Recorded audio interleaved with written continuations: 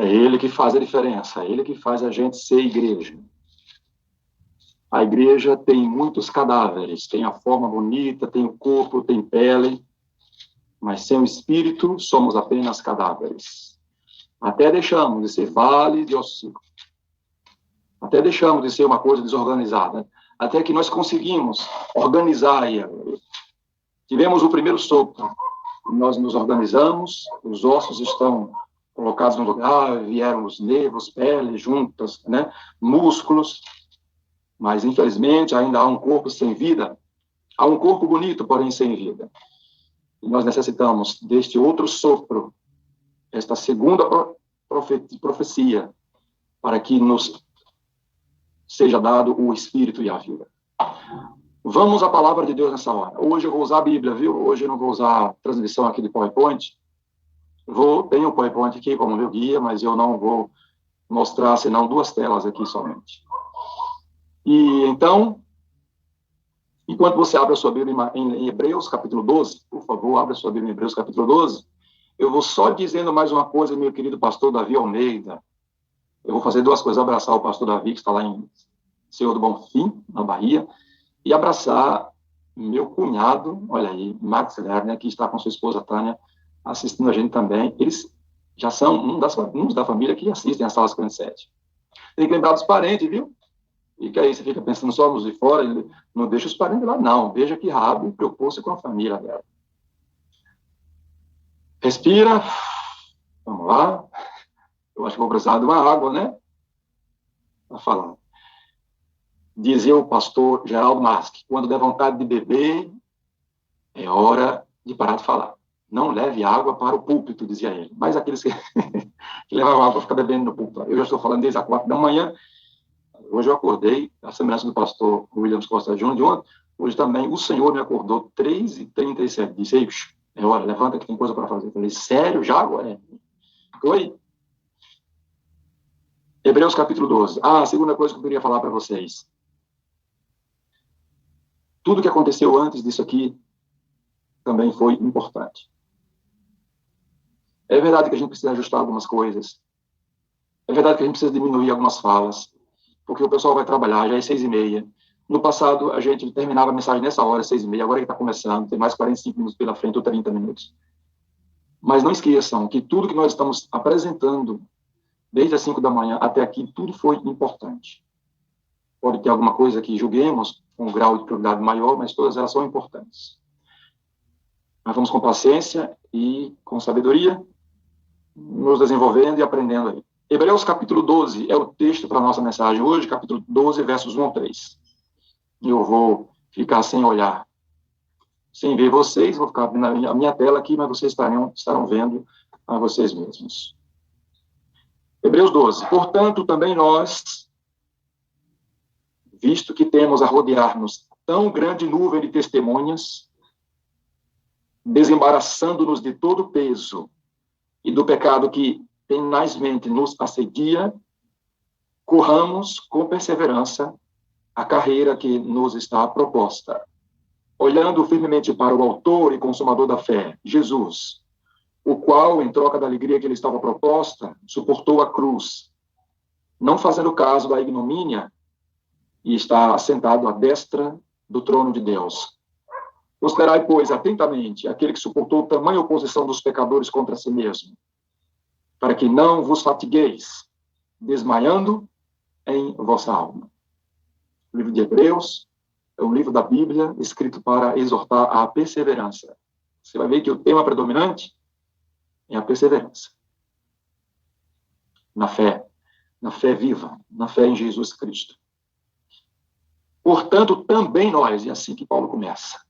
O título da minha mensagem é Vitória Possível. 3 considerações faremos com a mensagem de hoje.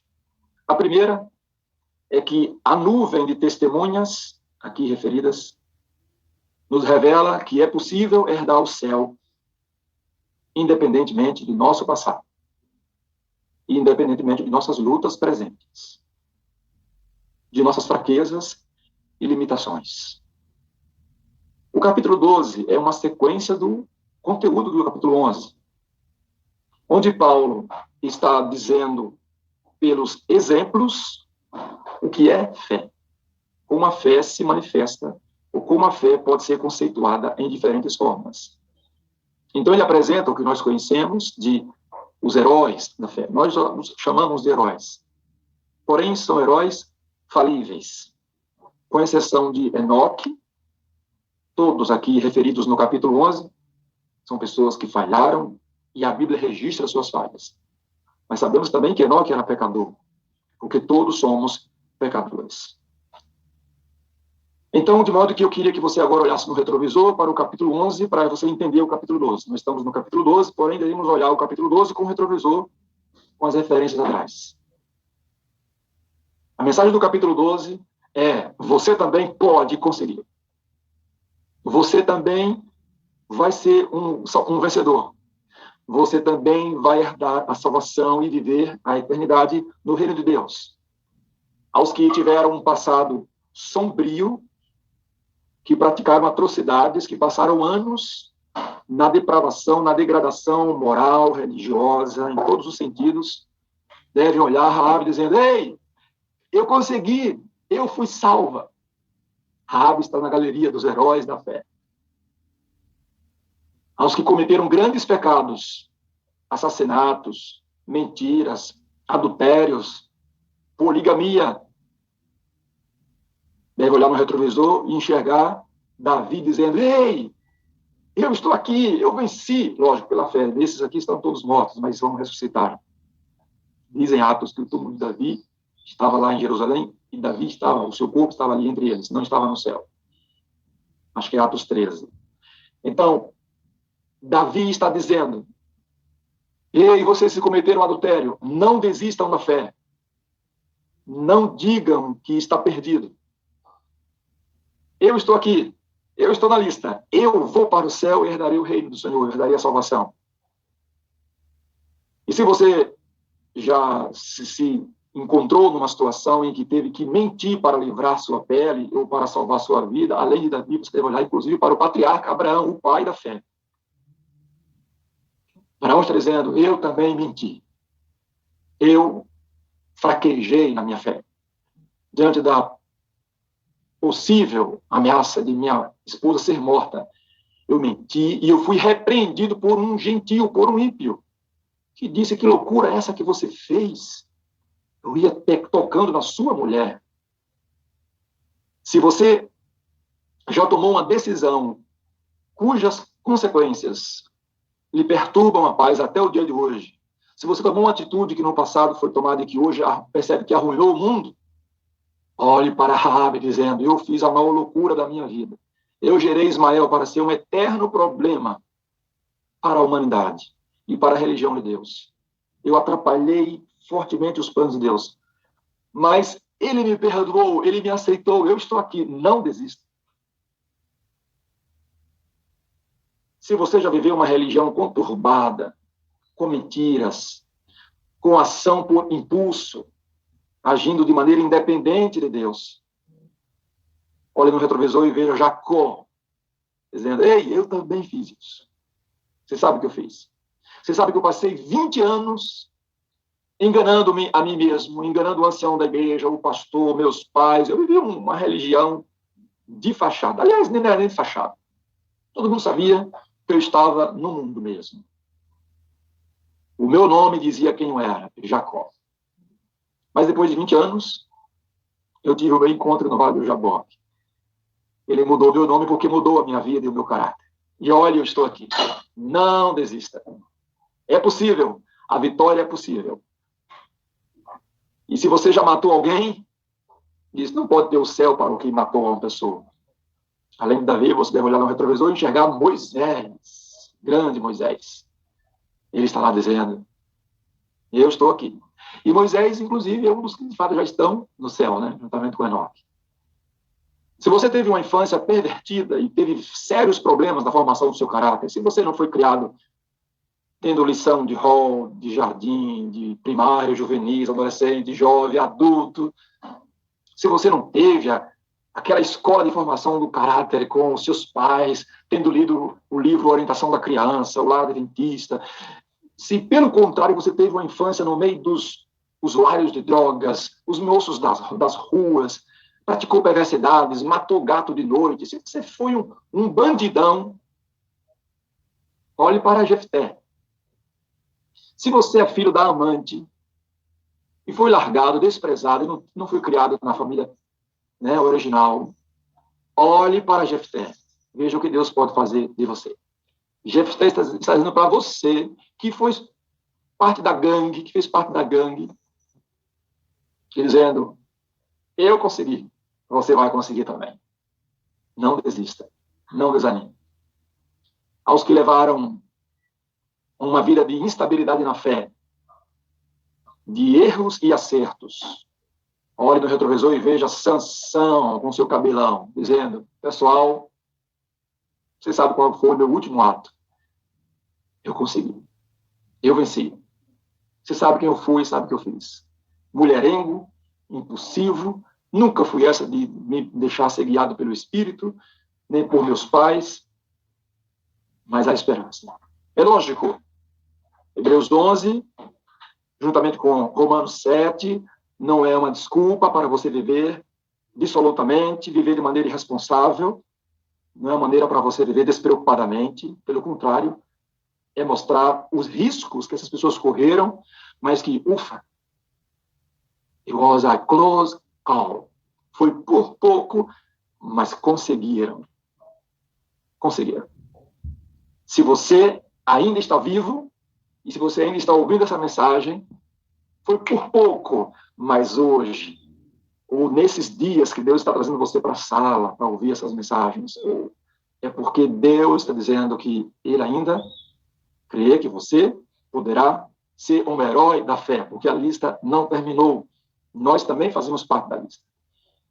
Então, com base nessas informações, é que nós devemos considerar isso, que essa nuvem de testemunha nos revela que é possível herdar o céu.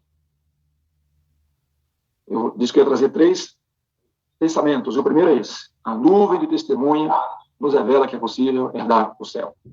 Essa nuvem de Hebreus 11, desses homens com todas essas falhas.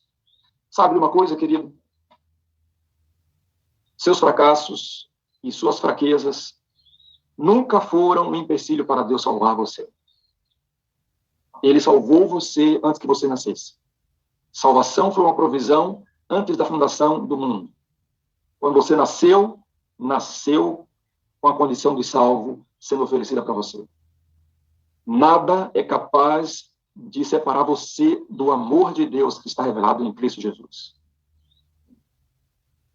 E aqueles que se sentem, que estão, ou que de fato estão no mais profundo estado de morte, são justamente estes que são colocados na UTI de Deus. Quanto mais distante você pensa que está, quanto mais longe você pensa que foi, aí que Deus está perto. Nunca pense que Deus abandonou você. Eu vou compartilhar um pensamento que está no livro Parábolas de Jesus. Veja isso aqui. Deixa eu colocar em modo de apresentação. Pronto, aí veja. Os judeus, como a maioria de nós, ensinavam que o pecador devia arrepender-se antes de ser oferecido o amor de Deus. Ou antes de lhe ser oferecido o amor de Deus. A seu parecer, o arrependimento é obra pela qual os homens ganham o favor do céu.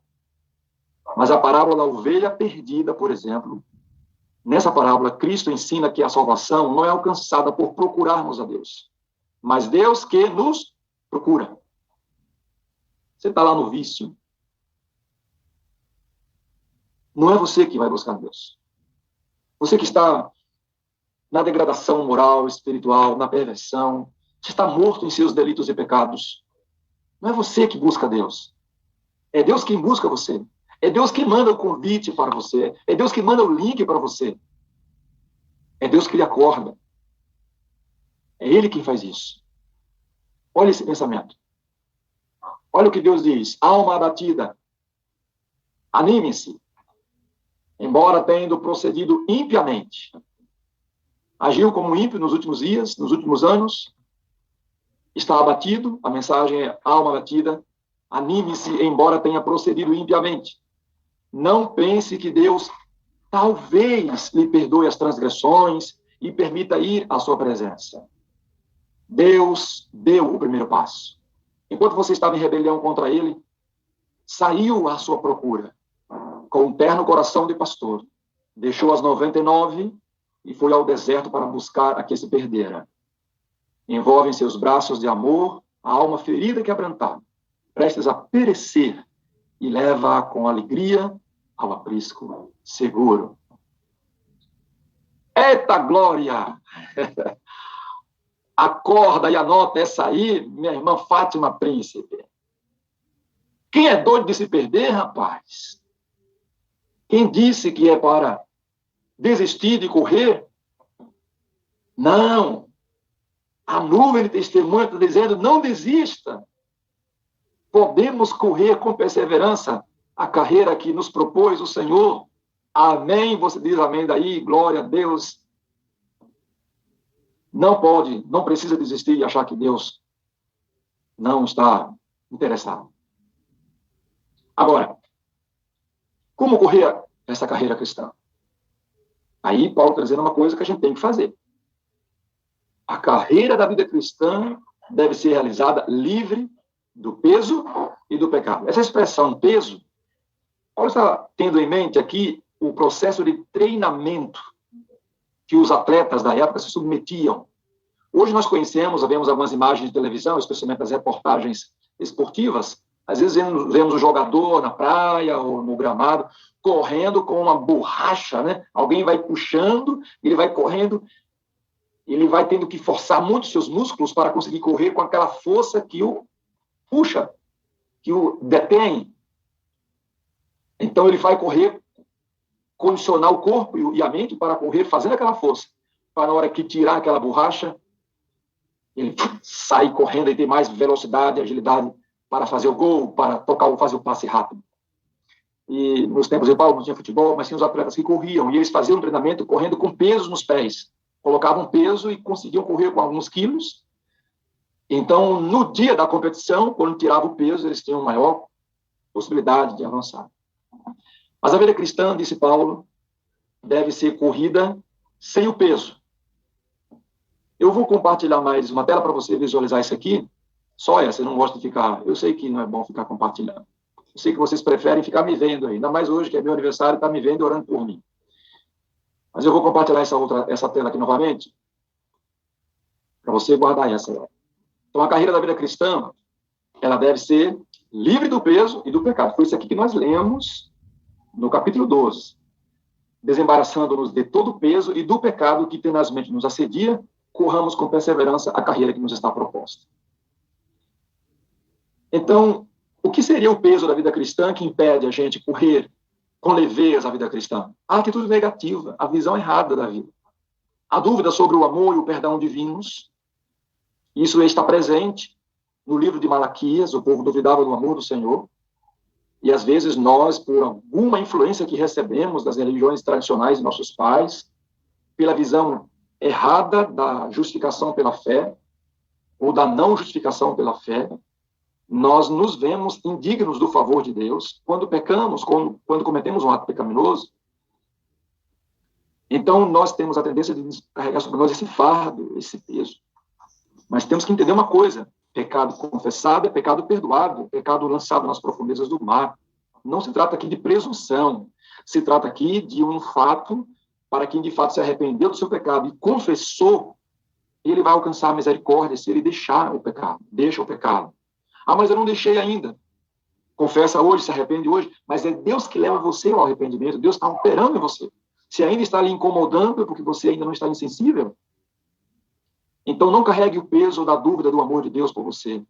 Não duvide que Deus o ama. A visão negativa do irmão. Você aprendeu a falar mal do irmão, né? Aprendeu a falar mal do pastor, não foi? Aprendeu a falar mal da comissão da igreja, dos membros da comissão.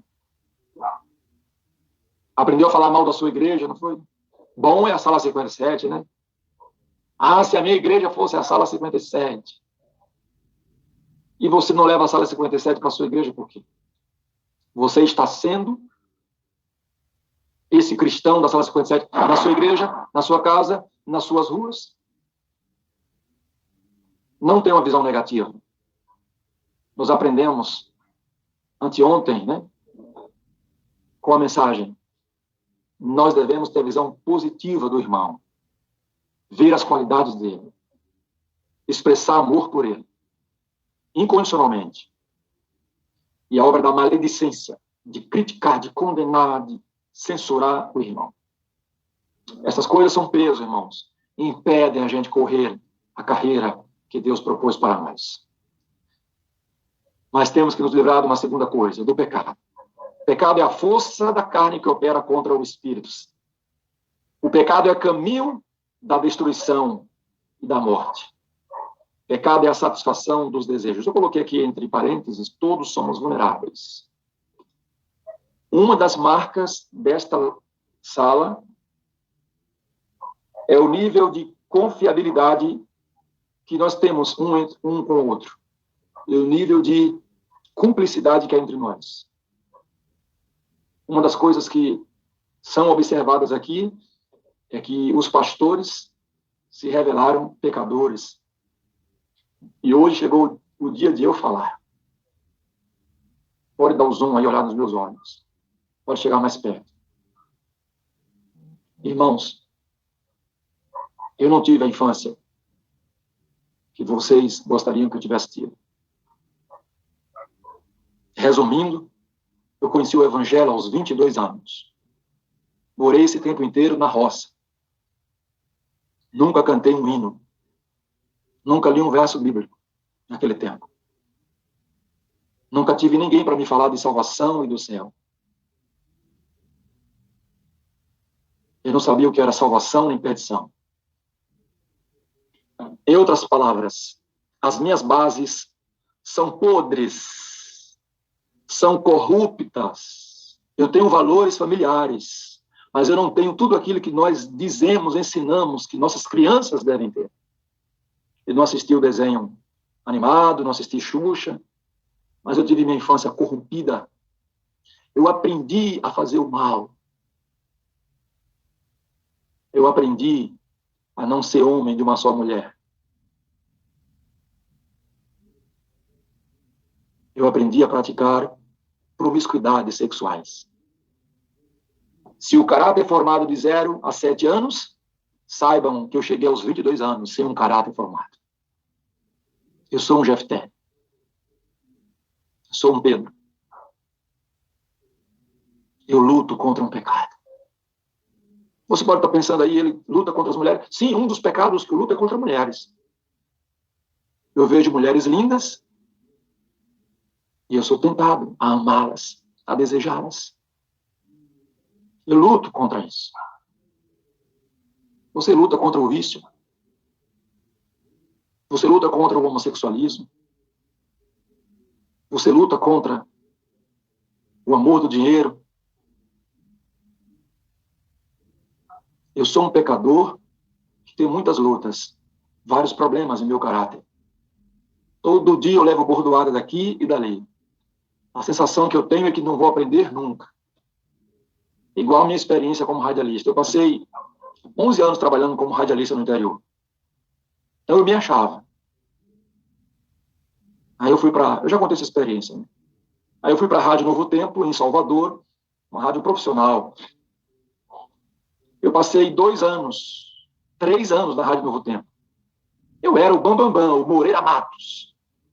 Achava que eu era radialista, locutor, até que um dia chegou um homem chamado Enio Rocha, formado em jornalismo, e era pastor para ser diretor da rádio.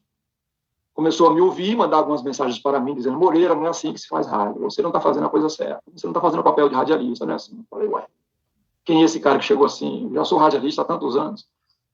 Um dia ele chegou e parou em minha frente. A música estava tocando e disse: você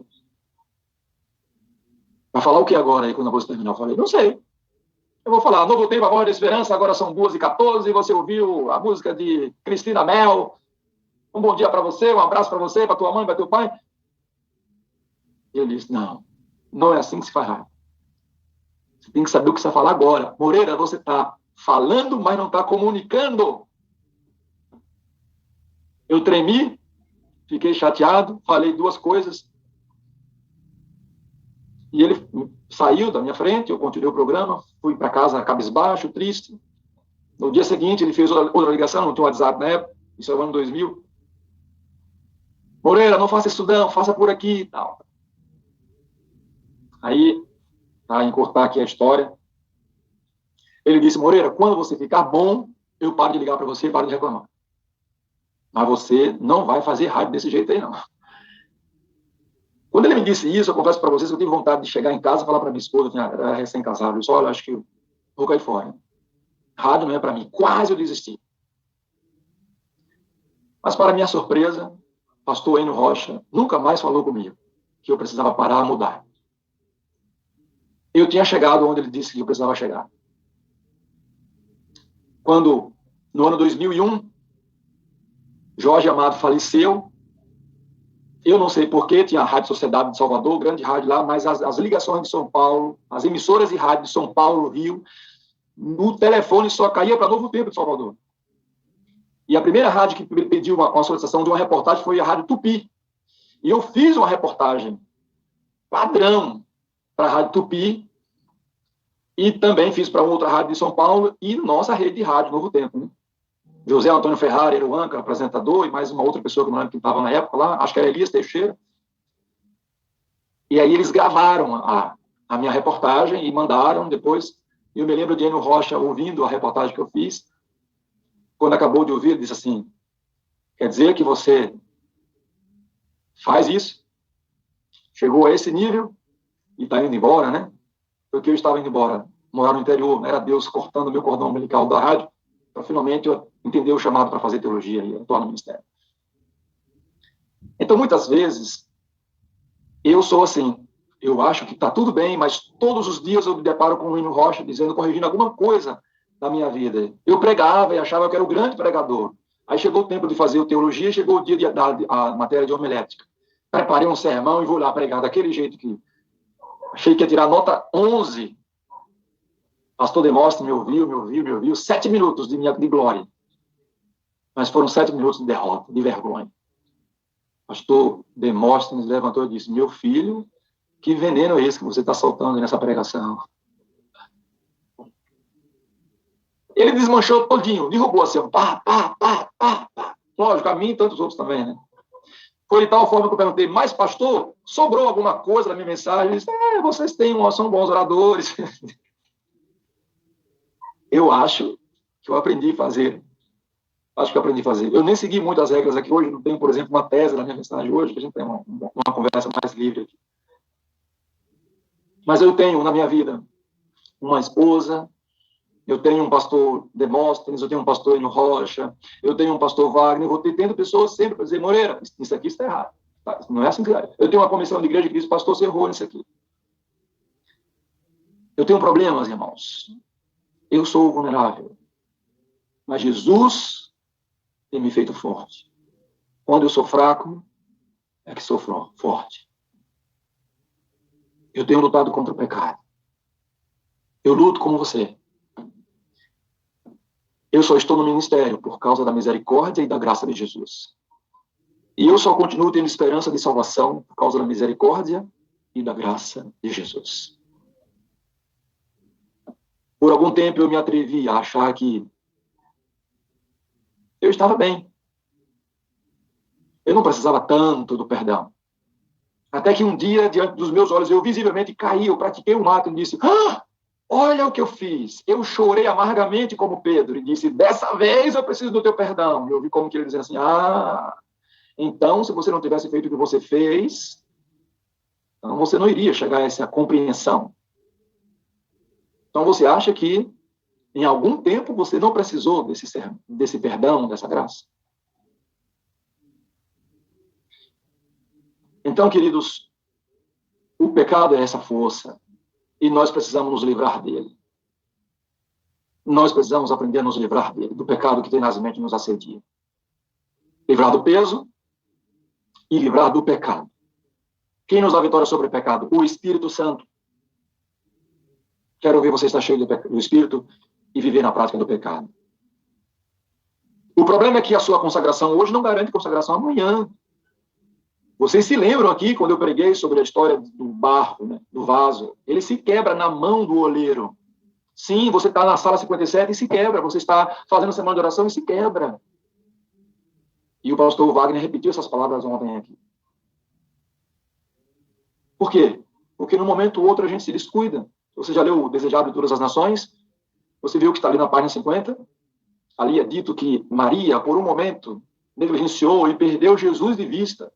Ficou um dia sem Jesus e passou 3 custosos dias para encontrá-lo de volta. Ela disse, e assim nós, por pensamentos errados, por conversas maledicentes, por práticas de pecado, podemos perder Jesus de vista e passar tempo e mais tempo para poder achá-lo outra vez. Não é assim? Você que saiu, não foi difícil voltar? Deus gritou por você de noite e você perdeu a capacidade de ouvir. Eu vou apresentar agora, na parte final da mensagem, uns conselhos para você não ficar animado em pecar. Textos bíblicos que desanimam você a pecar. Aí agora vamos para a Bíblia. O primeiro texto, eu quero que você pense o que pensar quando o pecado nos assedia, o pecado que tenazmente nos assedia. O que é que você deve trazer à sua mente quando o pecado é terrível? Quando você diz, Senhor, eu vou cair, eu vou cair. É importante que você fale isso, viu? Eu aprendi isso. Senhor, hoje estou com um desejo terrível de fazer isso, e o Senhor sabe, como eu sei, que isso vai ser um culto a Satanás. Se o Senhor me deixar só, eu vou fazer.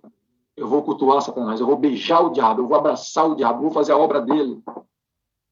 Então me socorra, Jesus. Tire de mim esse desejo, tire de mim a circunstância. Eu não tenho condição de enfrentar isso. Eu vou cair, me ajude. Jesus não falhou uma até hoje. Não falha uma. Eu vou mostrar a tela novamente, tá bom? Vou mostrar a tela, mas você vai olhar para a tela e olhar também para a sua Bíblia, porque eu vou querer que você olhe para a Bíblia, esses textos aí. Vai aí. Passou? Aqui, ó. O que pensar? O que levar em consideração quando o pecado tenazmente nos assedia? Pense nas possibilidades de, primeiro, receber o castigo por negligência. Hebreus 2, versos 1 ao 3. Olha que texto você considerar isso. Hebreus 2. Ele fala no capítulo 1 sobre a revelação evidente de que o Cristo que morreu não foi o filho de José e de Maria, o carpinteiro, que foi o Deus, o Filho de Deus, anunciado pelos profetas, pelos salmistas. Aí ele diz no verso 2, por esta razão importa que nos apeguemos com mais firmeza às verdades ouvidas, para que delas jamais nos desviemos. Aí vem a advertência. Se, pois, se tornou firme a palavra falada por meio de anjos, e toda transgressão ou desobediência recebeu justo castigo, como escaparemos nós se negligenciarmos tão grande salvação, a qual, tendo sido anunciada inicialmente pelo Senhor, foi-nos depois confirmada pelos que a ouviram? Deus não gostaria que nós dependêssemos do recurso do medo do castigo para sermos leais e fiéis a Ele. E vai chegar um ponto que não vai ser preciso isso. Mas se porventura você está precisando disso, Deus vai usar esse recurso. Está aqui na Bíblia. Entenda que se você negligenciar a sua salvação, se você tratar a sua salvação de maneira irresponsável, não orando, não vigiando, não lendo a palavra, não se consagrando, não buscando o Senhor e ainda praticando os atos repetidamente, o que nós chamamos de ficar aí na prática do pecado, acariciado, porque todo mundo peca, mas não é para ficar fazendo propaganda do seu pecado, nem vivendo de maneira presunçosa, dizendo, todo mundo peca, meu Deus tem que me perdoar e vai me salvar. Pecado é beijo na face do diabo. Não haja irresponsavelmente com a sua vida cristã. A Bíblia nos ensina que devemos desenvolver a nossa salvação com temor, reverência, honra, respeito e tremor. Você está diante daquele que escreve seus pecados na parede e faz seus joelhos baterem. Deus está vendo. Vai ser castigado aquele que negligenciar essa salvação que foi desenvolvida e comprada a tão alto preço. Veja como Jesus fez, veja como o céu fez. Ao analisarem a necessidade do livre-arbítrio, o céu reúne e diz: temos a possibilidade de haver rebelião. E ao criar o ser humano, pensaram, tem possibilidade de Adão e Eva seguirem o caminho de Lúcifer, do adversário. O que temos que fazer? A morte deles não paga o preço. Tem que ser um de nós. Tem que morrer por eles. Mas como vai morrer? Sem ser homem. Então, o caminho é um de nós tem que tornar homem, ser humano, carne pecaminosa, nascer de mulher, debaixo da lei, para resgatar os que estão debaixo da lei. Tem que passar anos de sofrimento lá, tem que conviver com a humanidade, tem que suportar a humanidade imperfeita. Tem que enfrentar a chuva, o sol, a fome, a nudez, a perseguição, o odor de cássia as vestes tem. E no 52 é nosso cenário. Olor de cássia as vestes tem. Trazendo em si de aloé, odor de aloé, de babosa, aquele trem fedorento. Não tinha creme dental para escovar dentes, nem fio dental, nem shampoo, nem desodorantes, nem perfumes. Não tinha colchão macio, não tinha onde reclinar a cabeça. Ele deixou o palácio de marfins, deixou a adoração dos anjos, a glória dos anjos. Tinha que viver aqui com risco de se perder para sempre, nem na humanidade e nem ele mesmo. Tinha que enfrentar o diabo de dia e de noite. Tinha que ser absoluto, perfeito no pensamento, nas palavras, na ação. Não poderia se encontrar um ato que pudesse censurá-lo. Tinha que sangrar no suor. Tinha que se arrastar na angústia do Getsemane. Chegou a hora em que Deus disse: topou, topou. Agora saiba que você se torna, a partir de agora, o maior pecador da humanidade. Adão deixa de ser culpado. Manassés deixa de ser culpado. Nero deixa de ser culpado. Qualquer imperador romano deixa de ser culpado. Qualquer traficante, feiticeiro, qualquer assassino, qualquer adúltero, Davi deixa de ser culpado agora. Porque toda a culpa dele está sobre você. O culpado é você. O maldito é você. Você será posto numa terrível cruz. Você vai sentir a separação de mim. A angústia foi de tal forma que suou sangue. Não tinha força física para andar e foi se arrastando no Getsemane. E disse: se possível, faça a tua vontade. Ou se possível, tire de mim o cálice. Ele disse: não, mas que faça a tua vontade. E Deus disse: pois é, a minha vontade é que você carregue e seja portador de iniquidades, portador de maldição. Eu vou ter que levar você até o fim. Você vai ter que ir à cruz e dizer: tetelestai. Ele levou a sério isso. Tem que pensar nisso quando vier o pecado. Tem que olhar para Cristo crucificado, se contorcendo, seu corpo sangrando, todo ferido, todo machucado. Tem que olhar para a cruz, olhar para a cruz, olhar para a cruz. É lá que você perde o desejo de pecar. É lá que você vê que Deus não desistiu de você. É lá que você vê o seu valor. É lá que você vê a responsabilidade com que nós devemos levar a salvação. Não brinque de ser crente. Leve a sério isso. Considere, por exemplo, letra B aí, a possibilidade de viver fora do raio da bênção da salvação.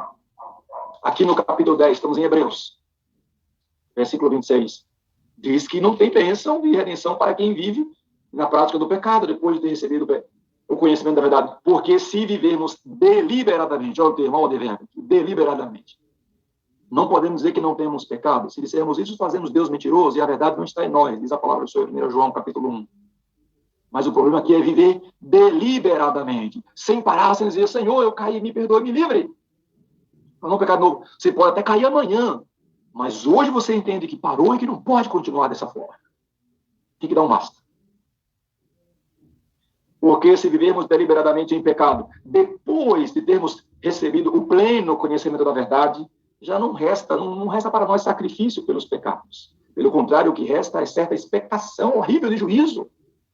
Porque você olha: não tem jeito para mim, eu estou pecando.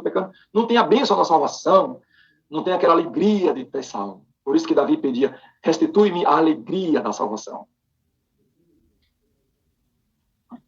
Tem que considerar essa possibilidade de Deus não aceitar a desculpa para o pecado. Mateus 5,29, se seu olho está lhe fazendo tropeçar, arranque-o.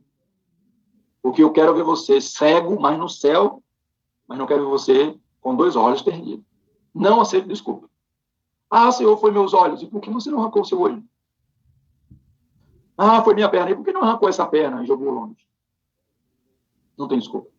Outro problema. Considere a possibilidade de viver sobre os efeitos da morte. Tiago, mais à frente aqui, capítulo 1, verso 5. Capítulo 1, verso 15, perdão. Então, a cobiça, depois de haver concebido, dá à luz o pecado. E o pecado, uma vez consumado, gera a morte. Pense nisso. Morte da fé, das esperanças, da vergonha, da moral, da credibilidade. E considere, finalmente, para você nunca ter coragem de pecar, esse último texto aqui. Primeira Epístola de João. Considere a possibilidade de você perder a filiação de Deus. Você quer deixar de ser filho de Deus? Você é doido, é? Olha isso aqui. 1 João 3, versículos 8 ao 10. Um instante que toquei aqui involuntariamente. Olha para esse texto, queridos. Aquele que pratica o pecado procede do diabo. Porque o diabo vive pecando desde o princípio. Mas para isso se manifestou o Filho de Deus, para destruir as obras do diabo no meu e no teu coração. Agora o verso 9. Todo aquele que é nascido de Deus não vive na prática de pecado. Pois o que permanece nele é a divina semente.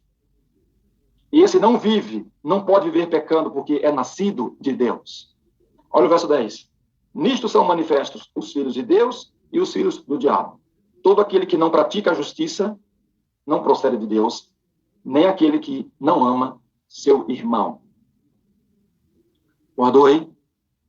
Esse texto é forte. Esse texto é o maior desencorajador de pecado. Aquele que comete pecado, aquele que pratica o pecado, procede do diabo. E você não procede do diabo, você procede de Deus. Está em você a divina semente, a semente do Evangelho, a semente da salvação. Concluímos relembrando o texto de Hebreus 12. Visto que temos a rodear-nos tão grande número de testemunhas, não infalíveis, não perfeitos dentro da nossa concepção, não pessoas sem pecado. Mostramos os pecados não para denunciá-los, mas para mostrar que nós devemos nos identificar com eles. A vitória é possível aos que vivem pela fé. Essa é a vitória que vence o mundo. A nossa fé. Confie, querido. Deus nunca vai desistir de você. Você está perdido? Pois é. Foi justamente para você que Cristo veio ao mundo buscar e salvar o perdido. Você está em estado terminal? Pronto, você está na UTI. E UTI significa unidade de tratamento intensivo. Médico em cima, anjos, enfermeiros. Pois é, você está na UTI do céu. O melhor médico está lá, o especialista. Jesus está perto de você, acompanhando todas as reações do seu corpo. A máquina que está no próprio coração, na mente de Jesus. Anjos poderosos estão atuando como enfermeiros. Imagine você caído, prostrado, aí, quase morto, semi-morto. Mas está ouvindo essa mensagem. Ei, você está na UTI de Deus. Você está na maca. Anjos levaram você. Você está neutralizado para agora reconhecer que o Senhor é Deus.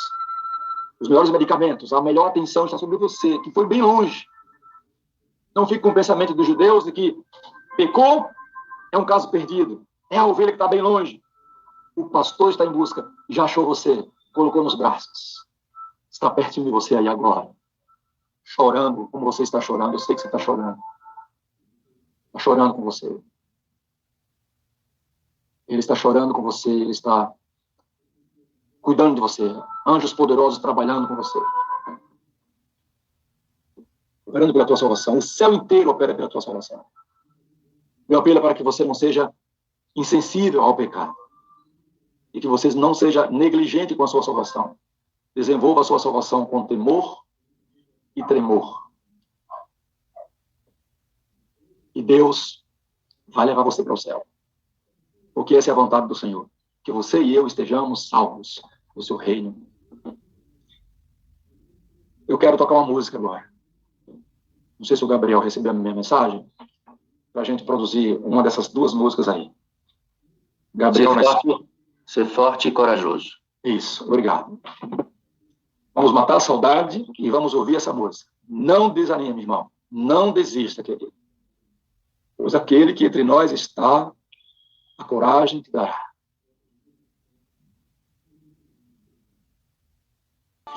Moreira. Eu sigo em frente, depois de fazendo Moreira, Pastor Moreira, tu me amas. Eu digo, Senhor, tu sabes todas as coisas. Não adianta eu dizer que eu te amo, porque tu sabes o que eu faço. E ele diz, eu sei o que você faz. Mas quero você amanhã pregando um sermão. Tenho uma mensagem para você compartilhar.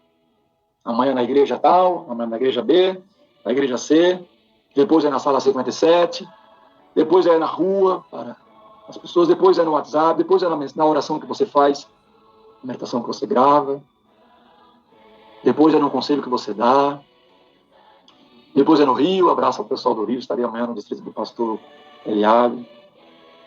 Pastor Wagner, me perdoe, falei muito, porque foi uma mistura de uma mensagem com uma necessidade de eu dizer para esta igreja querida, eu também sou um ser humano, lutando para ser espiritual. Mas vejo em meus membros outra lei que é contra a lei de Deus. E o bem que quero fazer, eu não faço. E o mal que eu não quero, eu se faço.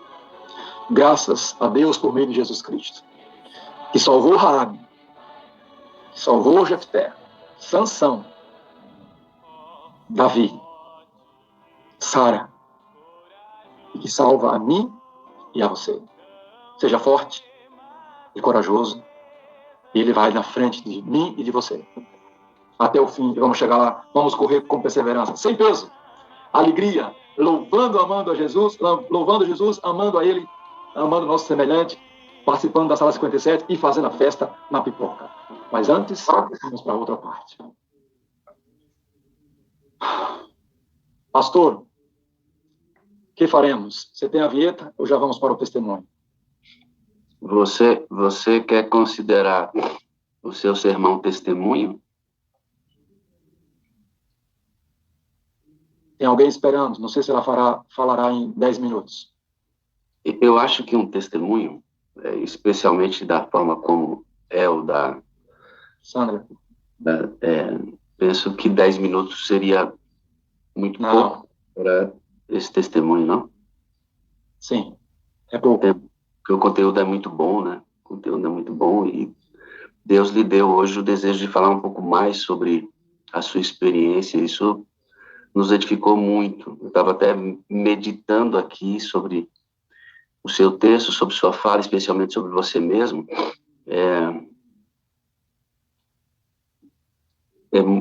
Estava conversando até com outro pastor aqui agora, que nós precisamos dessa transparência, né? Não de declarações que favoreçam o pecado ou que normatizem o pecado ou suavizem o pecado, como no final dessa mensagem você vem nos dando antídotos com textos bíblicos, dizendo, olha, esse pecar é muito terrível, pecar, que vou te dar um motivo para você não pecar, para você não pecar, para você não pecar. E é isso que está na cabeça da gente, né? Nós não desejamos pecar. Contudo, há uma outra lei que luta dentro de nós. Deixe-me falar aqui, pastor, uma coisa. Você que é adventista do sétimo dia de berço, ou veio muito cedo para a igreja, muito novinho, nós que viemos mais tarde para a igreja, eu vim com 18 para 19, o pastor veio com 21, pastor? 22. 22 anos. Até antes desse momento, desse nosso encontro com Jesus, nós éramos do mundo. E as práticas que o pastor acabou de citar aqui é a prática de qualquer jovem não temente a Deus. Eu e o pastor Moreira não nos envolvemos com drogas, por exemplo. Há outros pastores e há outros irmãos, há outros anciãos e anciãs da igreja também, líderes de departamento, que antes de chegar aqui na igreja se envolveram com drogas, com mulheres, com situações... Veja, este é um métier do pecado no mundo.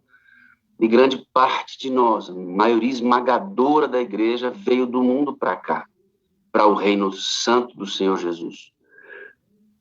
E Eu vou dizer uma coisa para vocês, queridos. Pecado não é problema para Deus.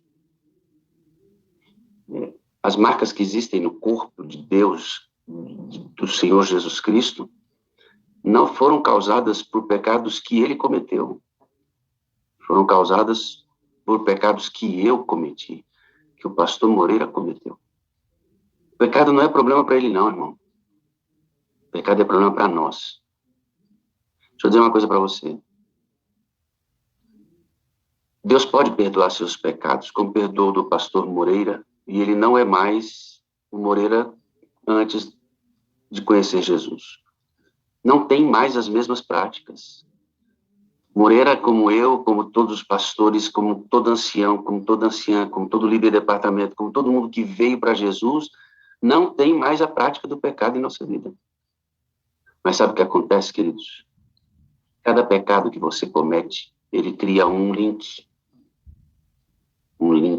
e ele registra o pecado na sua mente. Deus perdoa, quando ele diz que esquece, ele diz que não considera mais. Você se perdoa, eu me perdoei de todos os pecados que eu cometi, e quando tropeço diante do Senhor, quando sou frágil e peco contra Deus, vou diretamente à fonte da graça e peço restituição, peço reconsagração, peço que ele me refaça. E ele faz isso porque há sinceridade no meu coração, pastor Moreira também. Mas há um problema aqui, queridos. Porque que a gente tem que levar muito a sério o que o pastor Moreira pregou hoje, com relação aos atos pecaminosos, a fugir do pecado a todo custo, por meio da graça de Deus e da operação do Espírito Santo em nossa vida. Porque toda vez que você peca, por mais que Deus não considere mais, quando você se arrepende com sinceridade, ficará um link. Ficará uma ponte, queridos. E toda vez, escute o que eu vou lhe falar aqui, ó.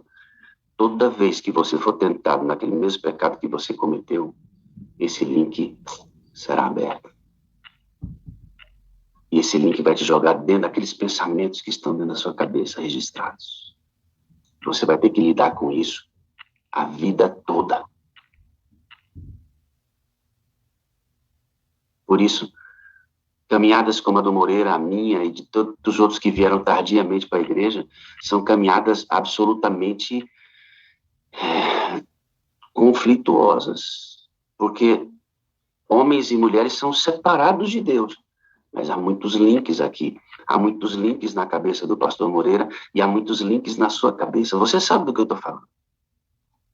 Você sabe do que eu estou falando.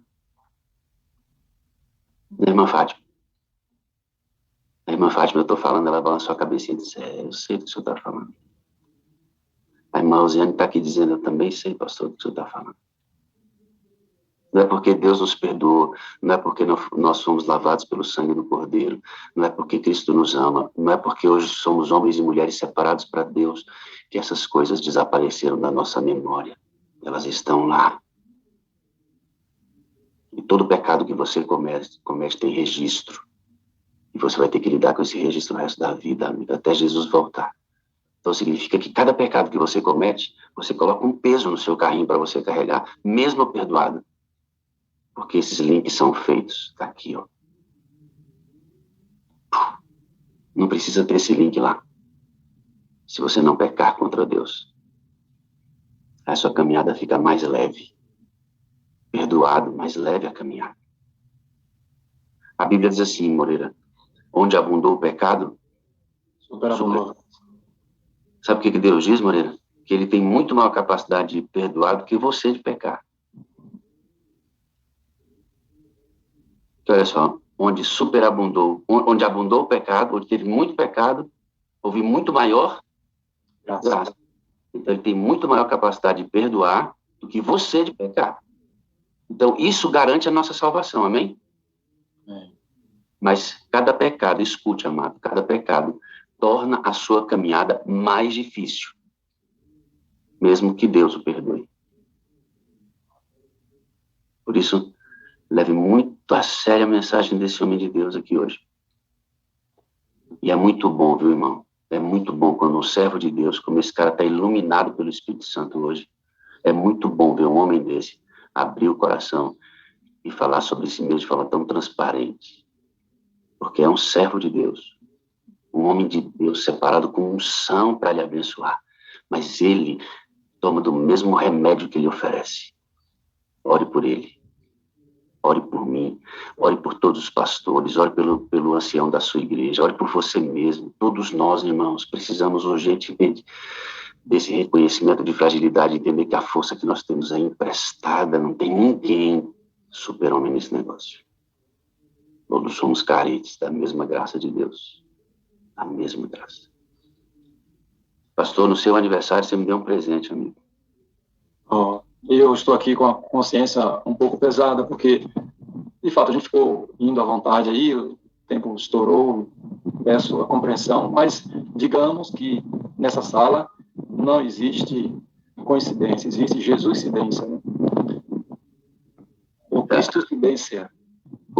Eu creio, Moreira, que o Espírito sopra, o vento sopra onde quer, e ele ouve a voz. Se você foi conduzido a incluir informações pessoais e abrir seu coração, e nos levar a um... Deus conduziu isso, amigo. Isso, ele falou claramente para eu fazer o que eu fiz, falar o que eu falei. Eu só não sabia que o tempo ia levar tudo isso. Se eu calculasse, eu ia brigar com ele, não, mas não vai dar tempo. Mas ele me levou a isso. Pastor, nós temos hoje uma cultura de propagação do pecado, no sentido de uso das redes sociais. Você vê muita gente que escolheu uma vida de prática pecaminosa e começa a falar isso, eu estou bem assim, agora eu tenho liberdade, coisa do tipo. Deus não julga, mais ou menos, não vamos julgar ninguém, Deus não castiga. A ideia de que pode viver como quiser viver, que vai ficar tudo bem. Então, a gente precisa entender isso, que embora Deus nos salve, embora Deus nos perdoe, embora Deus opere pela nossa salvação, embora ele esteja sempre disposto a perdoar a gente, pecado é escolha de governo. Pecado não é simplesmente pegar um retorno errado, pegar uma pista errada e ter que andar alguns quilômetros a mais. Não é coisa que lá na frente você corrige, paga apenas gasta um pouco de combustível a mais. Pecado é uma escolha de governo, é escolha de senhorio. O pecado é aceitar Satanás como seu Deus e rejeitar Jesus. Então eu quero armar todos nós com esse pensamento, com base no texto bíblico, para que a gente tenha essa aversão ao pecado. Ele tem que ser repelente de nós. Se acontecer por acidente, ninguém vai se desesperar, mas não pode viver deliberadamente nisso, porque isso é caminho de morte, e é andar de mãos dadas com o diabo. E eu quero ser filho de Deus, eu fui resgatado, fui comprado para ser filho de Deus, eu pertenço a ele, eu não quero ser filho do diabo. O texto de João é terrível, é forte, né? Quem pratica o pecado procede do diabo. Quem aqui quer ter a declaração do céu, você procede do diabo? Não, eu quero proceder de Deus. Amém? Moreira, o que eu geralmente prego e gosto muito de dar exemplos, de fazer com que você e eu pensemos. Eu vou fazer algumas perguntas aqui e eu vou olhar as expressões em algumas janelinhas. Você que está me vendo aí na janelinha, nós que estamos cultuando a Deus, você já pecou? Já, né? Lembra de um pecado que você cometeu? Lembra, Samara? Você pediu perdão para Deus? Sinceramente, Samara, pediu? Crê que Deus te perdoou? Crê. Então você não tem culpa mais, certo? Graças a Deus. Salvos em Cristo Jesus, certo, Elionaide? Agora, Elionaide, você lembra do pecado que você cometeu que Deus perdoou? Lembra, né? Você não vai esquecer. Você não vai esquecer. A Bíblia não promete esquecimento dessas coisas. Quando Deus fala de esquecer, ele está falando assim, ó, eu não levo em consideração mais. É como se você não tivesse pecado para mim. Você acha que Deus vai esquecer alguma coisa? Isso é, obviamente, uma figura de linguagem. E, Leonardo, o fato de você lembrar do pecado que você cometeu, mesmo você tendo sido perdoada, fará da sua caminhada mais difícil. Porque na próxima tentação que você tiver, que for igual ou parecida com o pecado que você cometeu, esse registro vem imediatamente.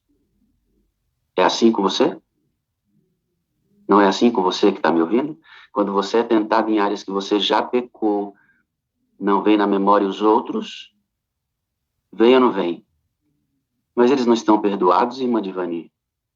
Você não tem culpa mais. Você já foi perdoada. Mas vem, sabe por quê? Os registros estão lá.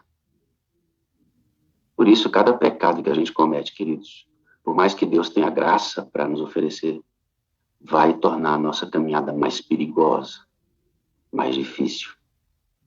Porque às vezes a gente fala assim, vou pecar aqui, mas Deus perdoa mesmo. Então, mas não esqueça que o problema do pecado não é para Deus, o problema do pecado é nosso.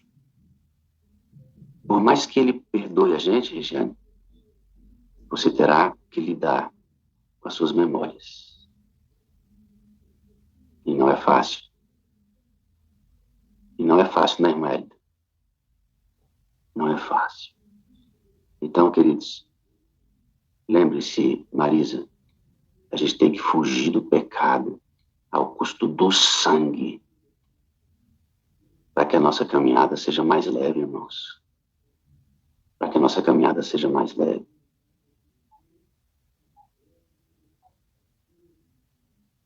Oremos uns pelos outros, irmãos.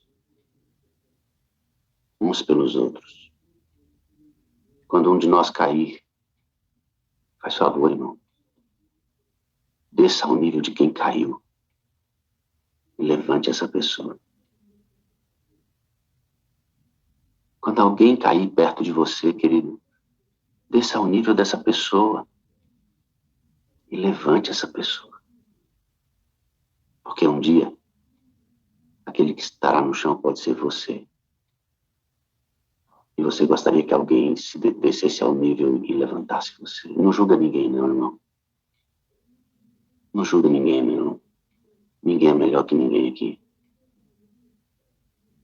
Eu e o pastor Moreira somos mais responsáveis. O presidente do campo é mais responsável que eu. O meu presidente da União é mais responsável que eu.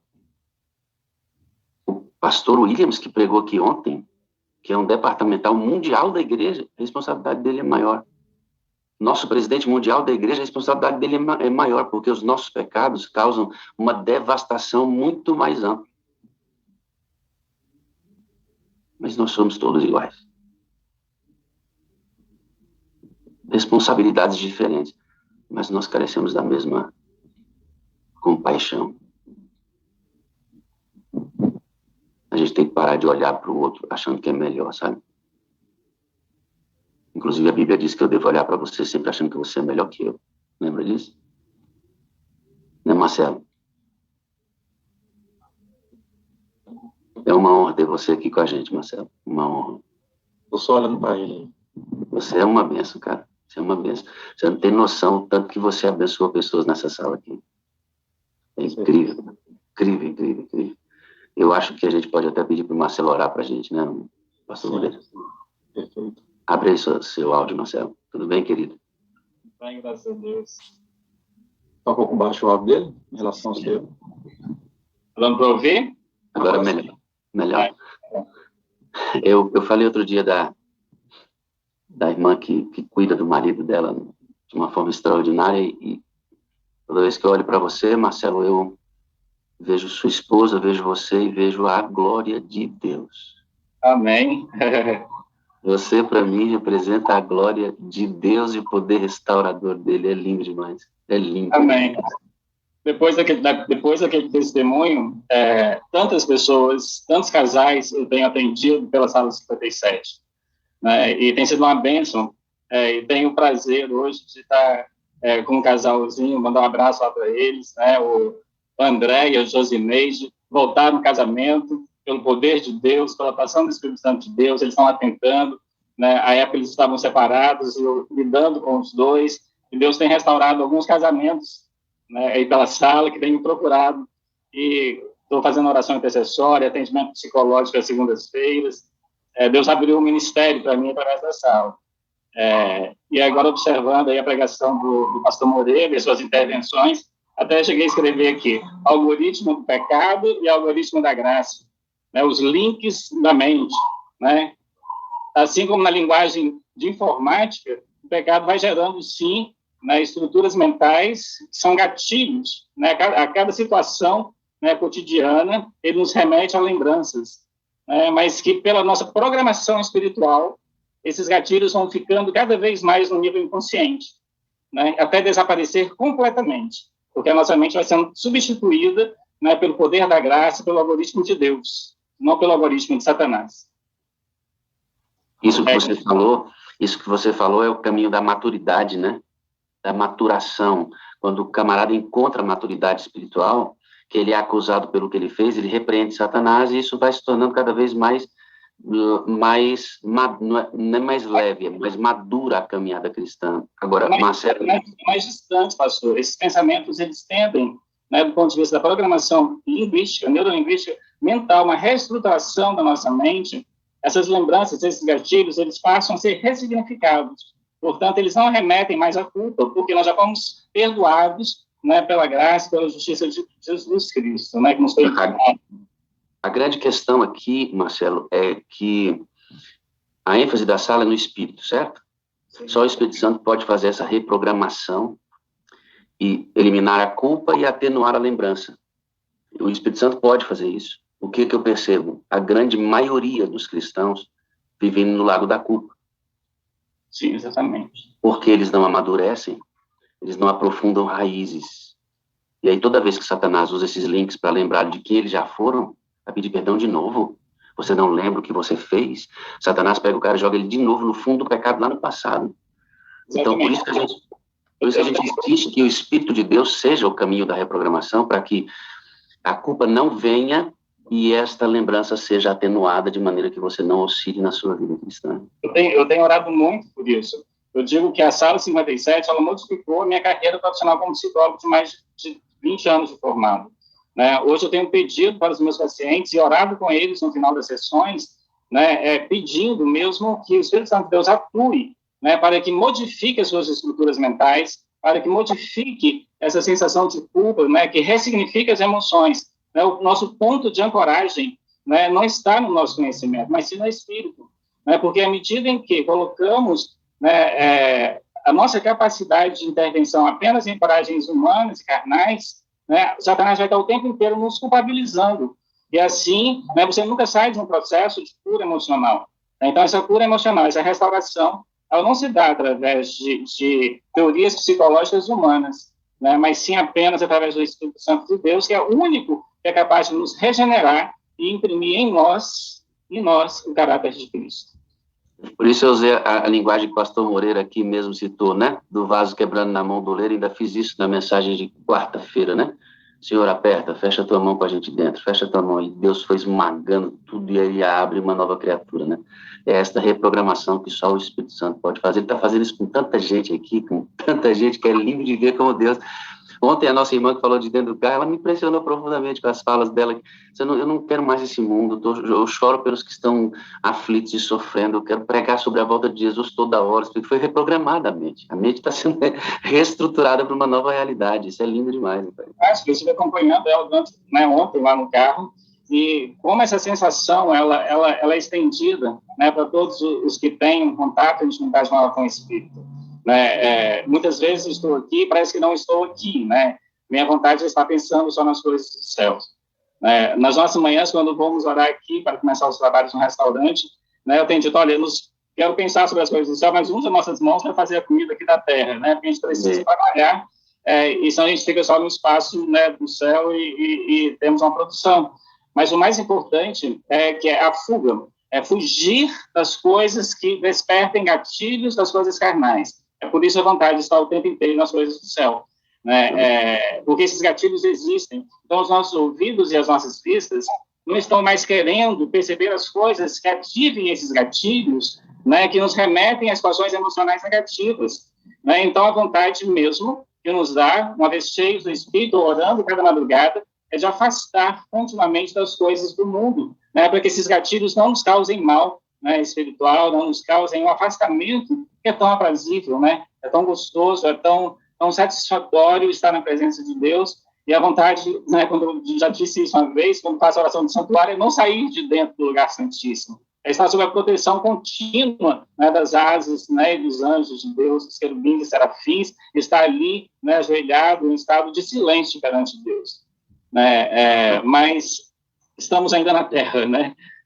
Nós vamos ter esse momento de glorificação somente quando Jesus voltar, nas nuvens dos céus. Eu não vejo a hora de que isso aconteça. Amém. Eu vou abrir aqui uma música Vou abaixar bem o volume e eu vou pedir para que você olhe, Marcelo, enquanto essa música passa, eu volto e vou entregar as últimas palavras ao pastor Moreira. Pode orar, querido. Grandioso Deus, Deus de Abraão, Deus de Isaac, Deus de Jacó, nosso Deus. Deus Pai de Jesus Cristo, nosso Salvador, amado, que morreu na cruz para perdoar os nossos pecados. Espírito Santo de Deus, obrigado pela tua companhia, obrigado por cada manhã o Senhor mover as peças na sala 57, atingindo milhares e milhares e milhares de pessoas. Obrigado pela mensagem hoje do pastor Moreira, que aponta para questões relativas ao pecado, mas não os pecados acariciados, mas sabendo, Pai, que olhando para a cruz, os nossos pecados ali estão perdoados. Sabendo, Pai, que cada marca, cada sofrimento que o Senhor sofreu na cruz do Calvário também era sobre os meus pecados. Aqueles que eu cometi, aqueles que ainda irei cometer, porque minha natureza ainda é carnal. Mas nós, Jesus Cristo, nós, Espírito Santo de Deus, fortifica as nossas mentes e corações, tirando a cada dia, a cada oração, um pedaço da nossa natureza carnal e colocando a natureza espiritual em nós, imprimindo ao Espírito Santo de Deus a tua vontade, o teu desejo, o caráter de Cristo em nós, para que possamos muito em breve e a cada dia dizer, não sou mais eu que vivo, mas é Cristo que vive em mim, a minha mente, o meu pensamento, o meu comportamento são frutos do teu Espírito, que é o amor, a benignidade, a fidelidade.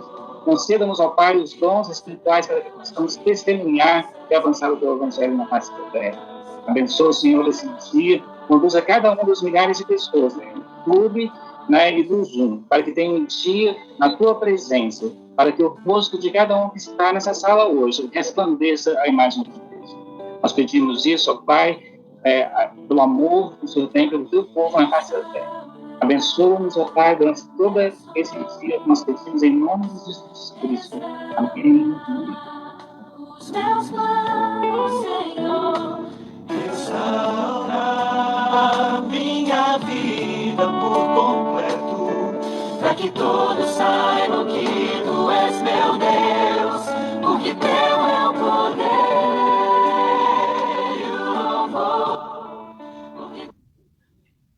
Eita, coisa boa, hein, pastorzão? Obrigado, Marcelo, você é uma bênção, amigo. Glória, glória. Pastor, obrigado pela condução da sala hoje, foi uma bênção. Mais uma vez, feliz aniversário. Deus te cubra com graça e bondade sempre. Imagina, eu que agradeço o privilégio que foi para mim, agradeço a todos. Eu estou aqui com as centenas de mensagens para olhar aqui, chegando aqui no WhatsApp, não abri nenhuma. Se alguma delas veio de você que está aí nos assistindo, daqui a pouco eu vou assistir. Vou passar um tempo hoje viajando no aeroporto, aí em Guarulhos, vou esperar um pouco, aí vou ter tempo para responder cada uma dessas mensagens. Saudação ao pessoal que está aí no Rio, o pastor Eliabe, hoje que já está envolvido lá com a produção, vamos começar um congresso lá hoje à noite, tive o privilégio de ser convidado para estar com o pastor Fernando, o pastor Wagner, ainda de modo virtual. Vamos estar juntos lá, peço oração de vocês por esse congresso, para que a gente ganhe almas para Cristo, e as almas que já foram ganhas, que permaneçam firmes e fortes na fé. Quanto ao mais, amados, olhem para Jesus e corram com alegria e perseverança a carreira que Deus propôs para vocês. Libertem-se do peso. Aí Lloyd já está querendo cortar o bolo. Lloyd, bora lá, vamos lá. Daqui a pouco a gente libera para dar o bom dia com alegria. E é isso, queridos e amados. A salvação é possível. Deus está conduzindo um povo, hoje militante, em breve uma igreja triunfante. A honra é dele, a glória é dele, o poder é dele. Teu é o poder e o louvor, é ele que nos dá a vitória. Se você caiu, levante-se, não fique prostrado. Não ame o pecado, não defenda o pecado, não se acostume com o pecado, não seja insensível a ele. Mas, se você tiver a infelicidade de cair e de pecar, não fique prostrado. Não entregue, não pendure a chuteira. Volte para a batalha, porque a vitória é sua, em nome de Jesus. Um grande abraço, a gente vai estar de volta no próximo domingo, com a graça e poder de Jesus Cristo. Uma nova semana vai começar. Obrigado a todos pelas mensagens, pela participação, pelo compartilhamento aí dos links, pelo que você fez, que Deus use você no dia de hoje. Tenham todos um bom dia. Dia